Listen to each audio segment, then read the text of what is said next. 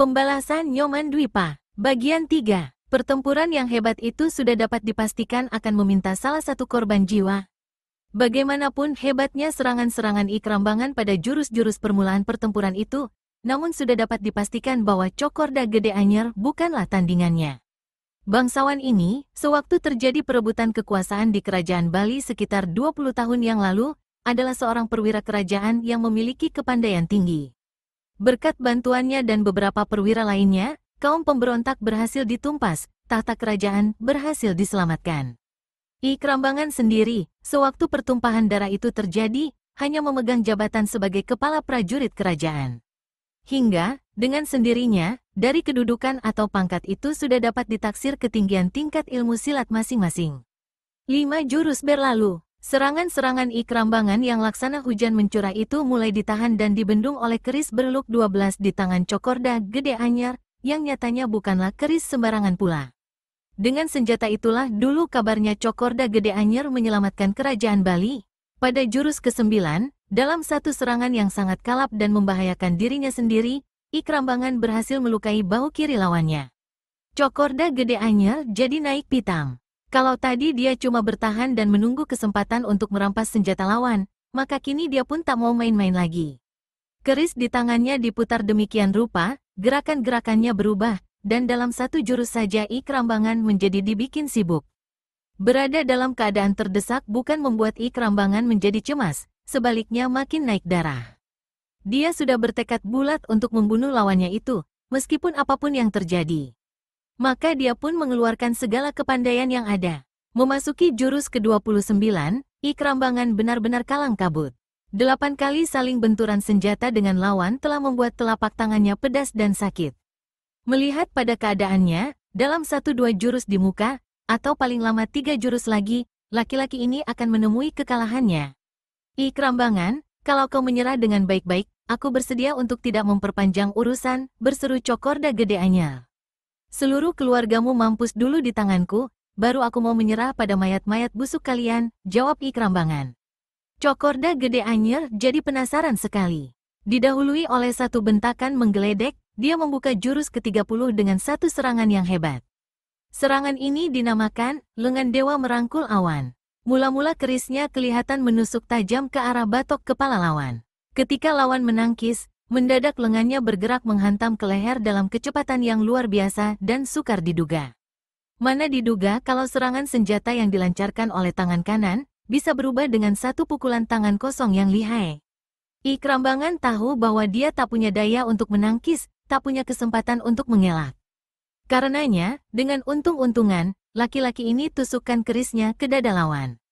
Tapi posisi Cokorda Gede Anyer terlalu jauh untuk dicapai oleh tusukan itu.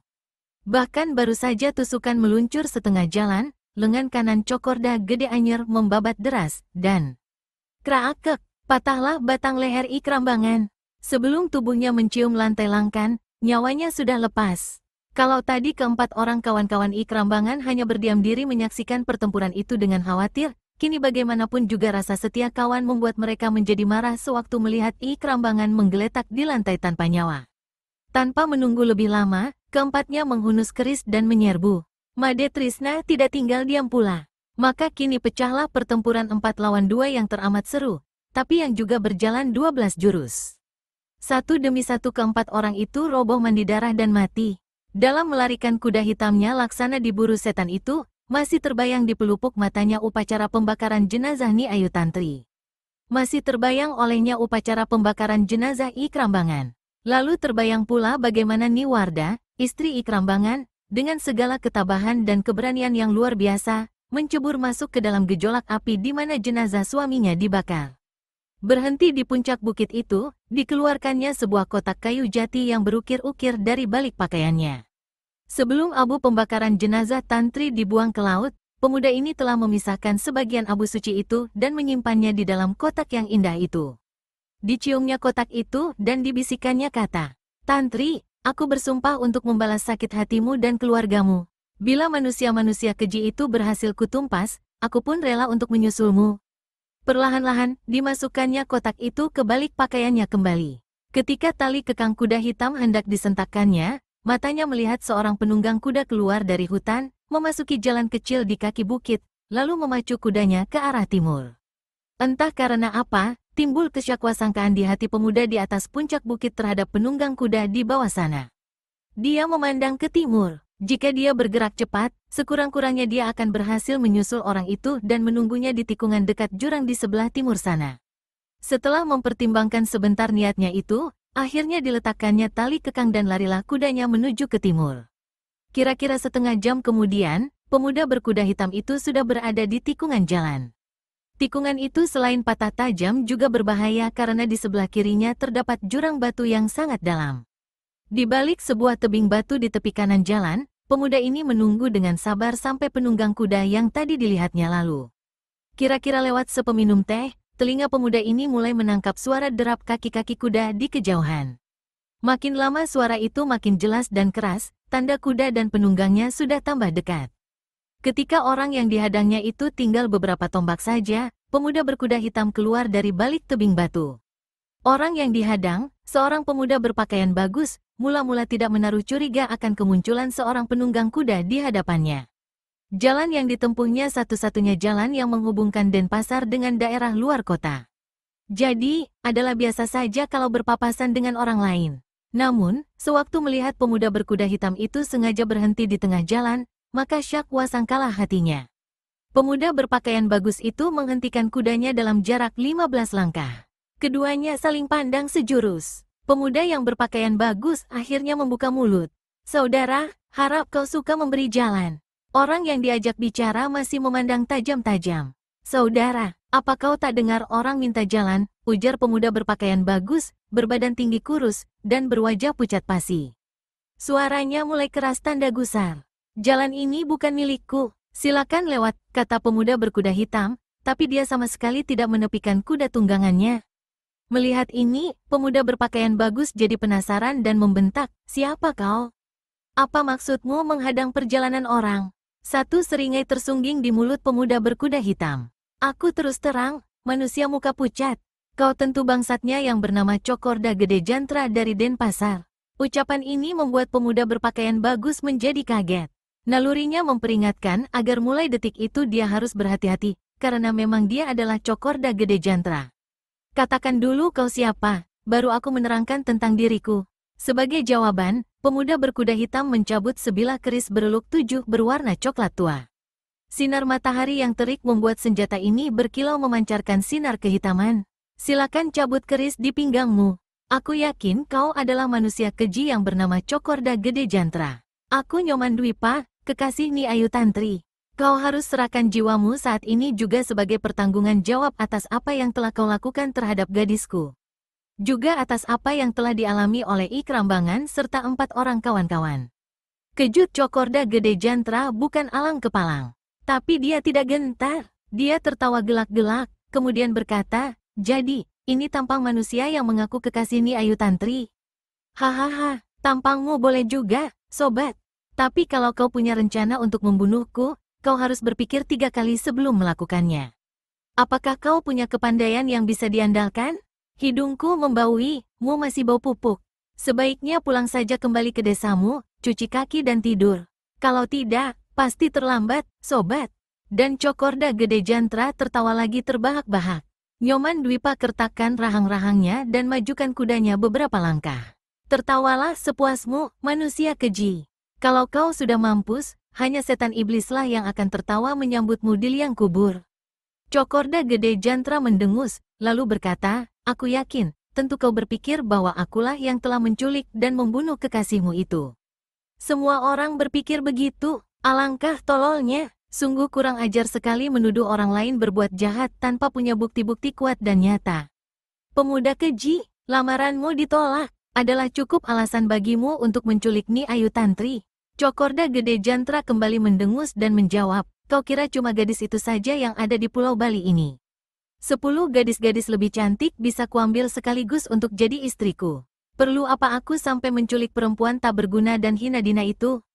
Jadi, kau tidak mau mengaku bahwa kau manusia biang racun yang telah melakukan kejahatan kotor terkutuk itu? Aku katakan padamu, sobat, jangan menuduh sembarangan," bentak Cokorda Gede Jantra. Nyoman Dwipa menggerakkan tangan kirinya ke saku pakaian. Ketika tangan itu keluar lagi, kelihatan memegang sebuah benda bundar yang ternyata adalah sebuah kancing baju yang terbuat dari perak.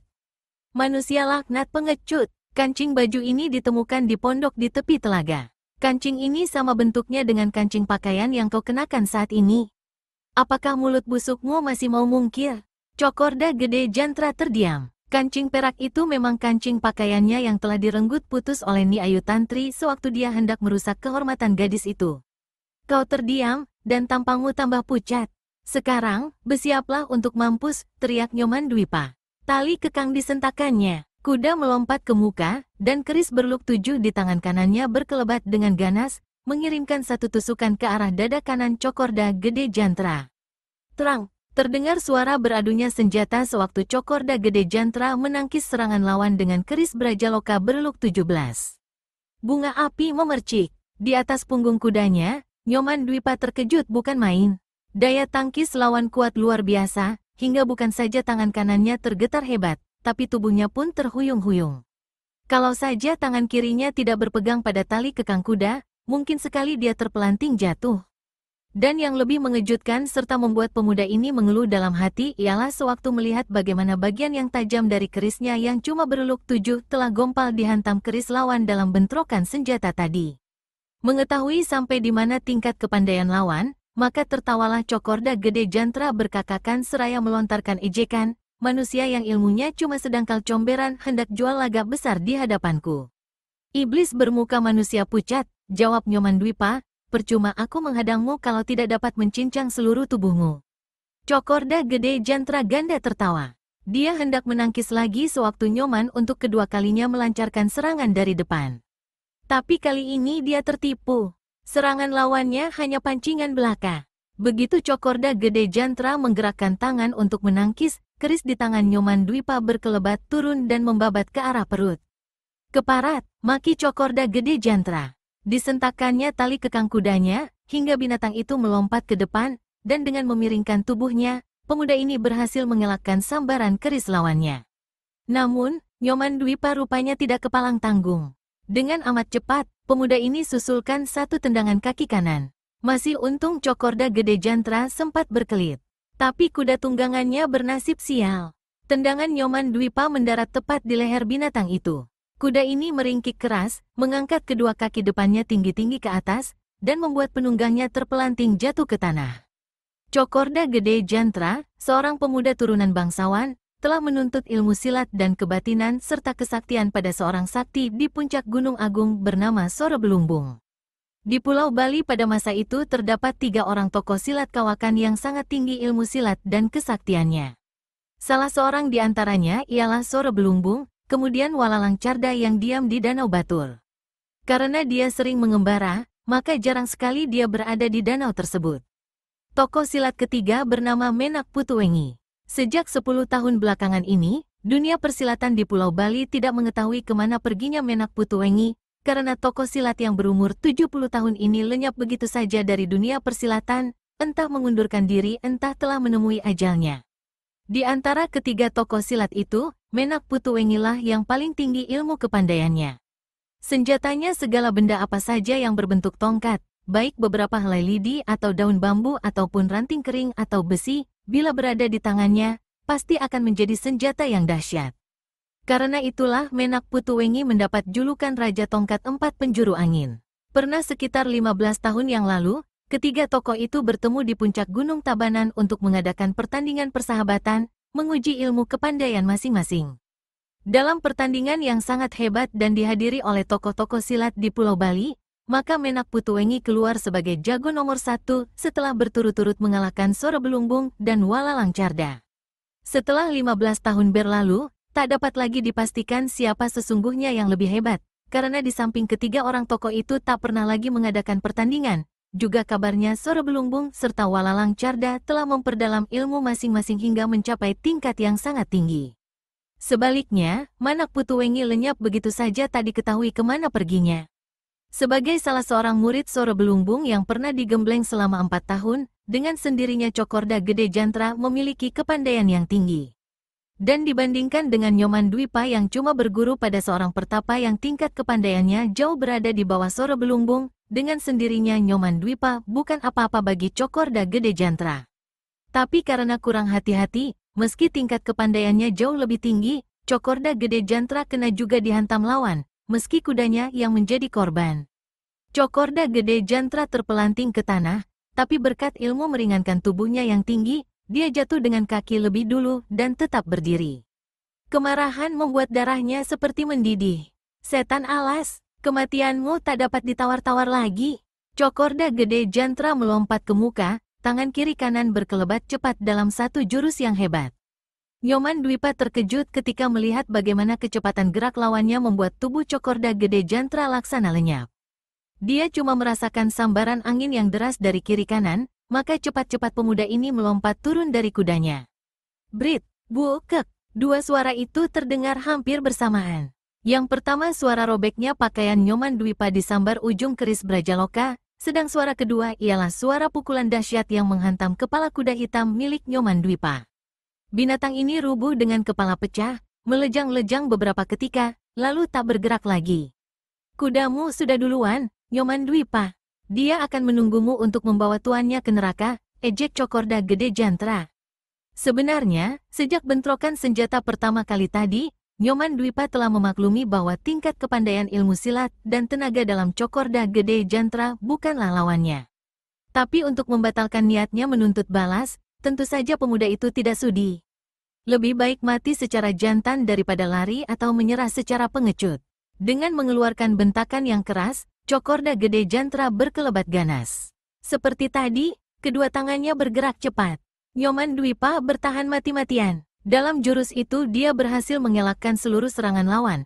Namun pada jurus berikutnya, satu sampokan yang bertenaga besar sekali membuat dia tak dapat lagi mempertahankan kerisnya. Senjata itu terlepas, mental dihantam senjata lawan.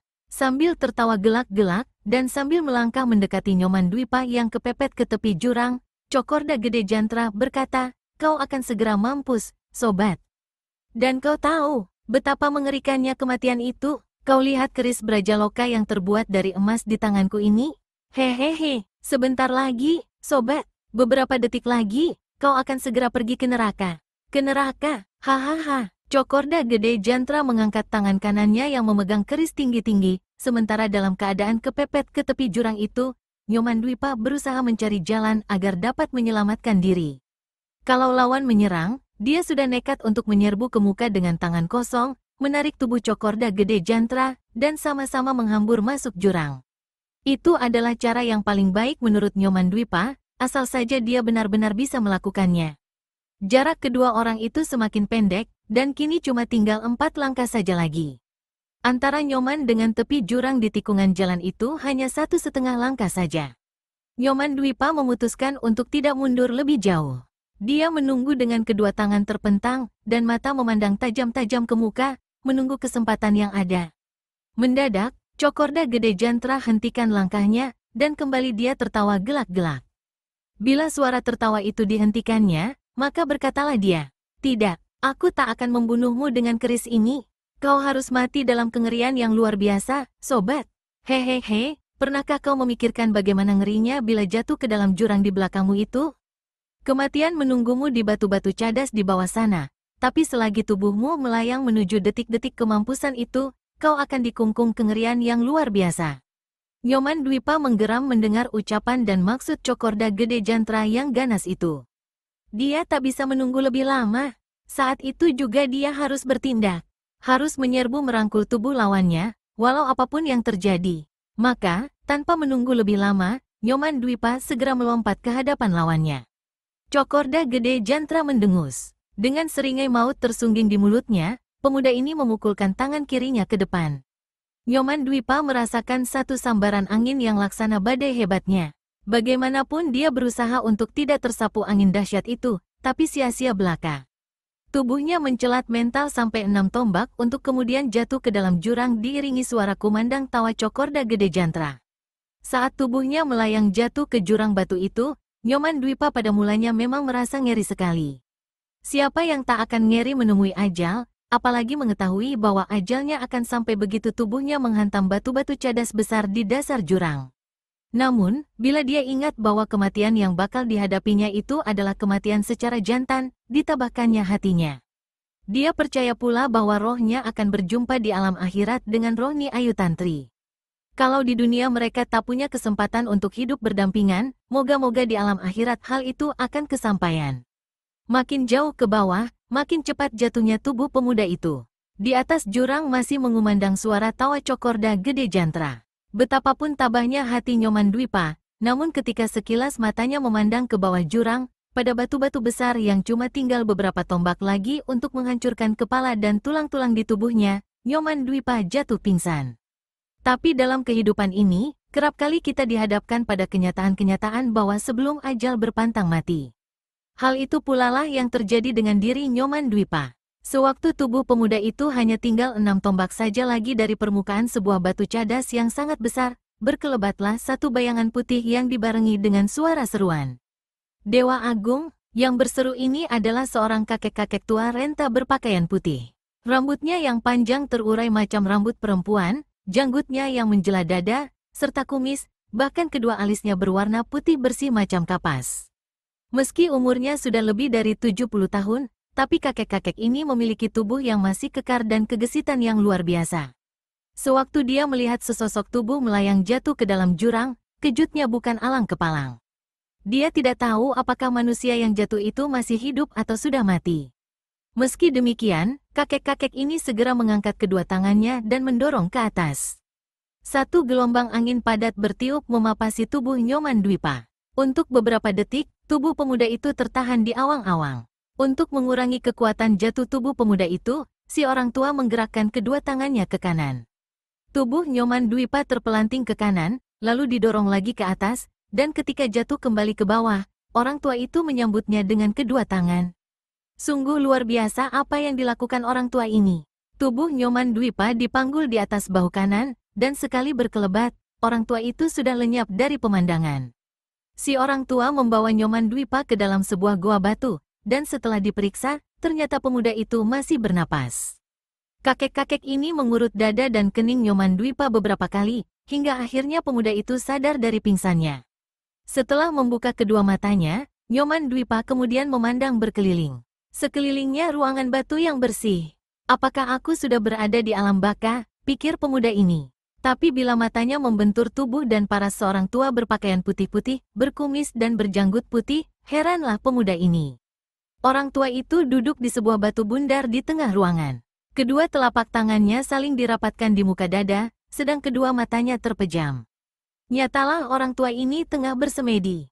Tapi anehnya, begitu Nyoman Dwipa menyalangkan mata dan memandang terheran-heran berkeliling, tanpa membuka matanya si orang tua berkata, "Orang muda, kau tak usah heran. Kau berada di tempat aman.